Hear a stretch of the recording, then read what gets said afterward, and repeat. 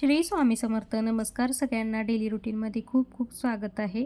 आज आमच्याकडे बेंदूर सणाची तयारी चालू आहे. बेंद्राच्या आदल्या दिवशी असे मुटके केले जातात. खीर, भात, खिचडा असं करून गुरांना खायला देतात. बेंदूर हा सण म्हणजे गुरांचाच असतो, म्हणजे बैलांचा. त्या दिवशी असे मुटके केले जातात.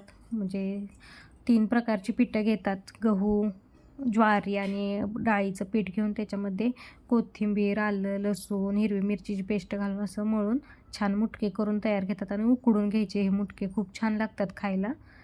गुरांना आज याचाच नैवेद्य असतो. मस्त लागतात मुटके. मग असं उकडून घेऊन असा नैवेद्य दाखवला. देवाऱ्या पण अशी चिखलाची 2 बैल पूजली जातात.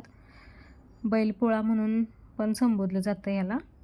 मग मस्तपैकी असा खिरीचा आणि मुटक्यांचा नैवेद्य दाखवला देवाला आणि गुरांना पण खायला दिलं. शेताला वगैरे नैवेद्य असतो आज बेंद्रा दिवशी. इथे बघा साईशा नैवेद्य दाखवायला लागल्या देवाला.